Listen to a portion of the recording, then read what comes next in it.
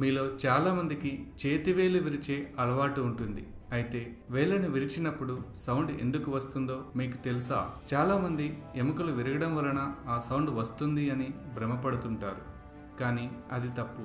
ఉదాహరణకు ఏదైనా ఆటోమొబైల్ స్మూత్గా మూవ్ అవ్వడానికి లూబ్రికెంట్స్ ఎలా వాడుతామో అలాగే శరీరంలోనే జాయింట్స్ ఈజీగా మూవ్ అవ్వడానికి సైనోవియల్ ఫ్లూయిడ్ ఉంటుంది.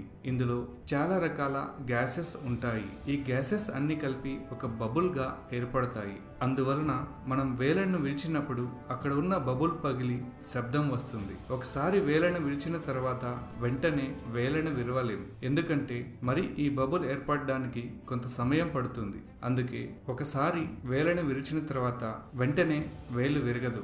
అవునో కాదో చెక్ చేసి కామెంట్ చేయండి.